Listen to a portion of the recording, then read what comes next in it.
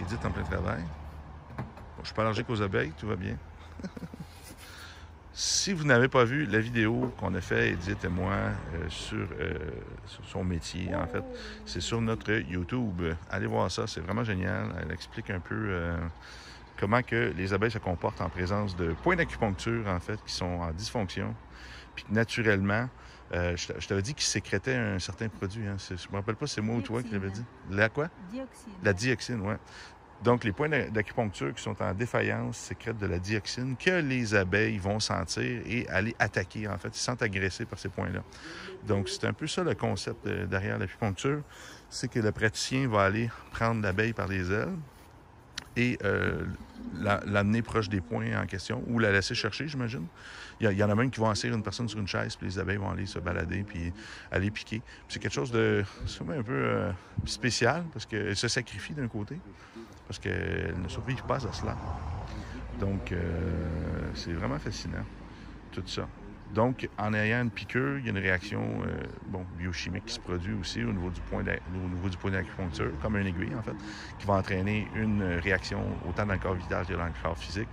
Puis les gens se sentent relativement bien après. Bon, c'est sûr, la piqûre en soi peut être assez douloureuse. Ça doit faire mal quand même, les piqûres. C'est comme une piqûre d'abeille, c'est assez choquant. Ouais. C'est pas comme les sangsues à Marc là, qui a un effet relaxant. Là. Mais on s'habitue au piqûre voilà. aussi. Alors, les petites amies sont là. C'est comme le tatou, hein? Voilà. Ils sont toutes belles. C'est drôle qu'ils se sacrifient pour... en voyant un méridien étranger comme un ennemi, une menace. C'est particulier. Ouais. Ben, ils sont très nobles, hein, ces petites bêtes-là.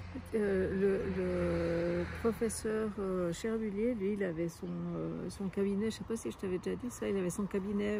Avec une chaise, là, je crois, dehors. Non, ça c'est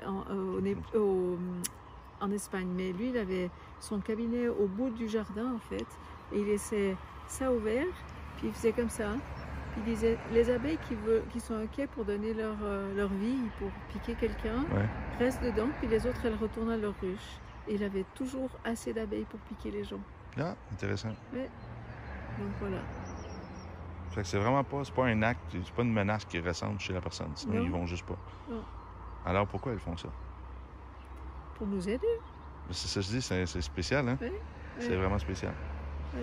Ah, OK. Parce qu'on peut voir ça comme un sacrifice où ça tue des abeilles, c'est mal. Il y a toutes sortes de morales normales. Elles font ça pour aider les humains. Ouais.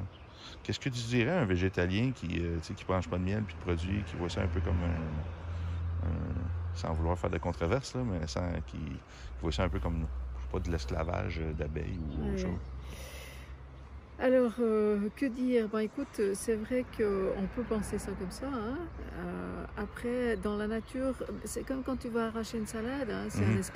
C'est aussi de l'esclavage à quelque part. Ouais, c'est ça. Donc après, si tu es en harmonie avec la nature et si tu remercies... On n'a pas si mal ici, hein? Quand même, ça va. Si tu remercies les abeilles et si tu es respectueux, je pense que il n'y a pas de raison de... Ouais, je comprends. Ils font ça naturellement quand même. Là. Oui. Tu as vu des reportages, j'imagine, sur les abeilles à New York qui vont dans les industries du sucre, aller chercher le sucre là, etc. Je crois qu'ils sont bien ici. Hein? Oui, ici, on est au top ici.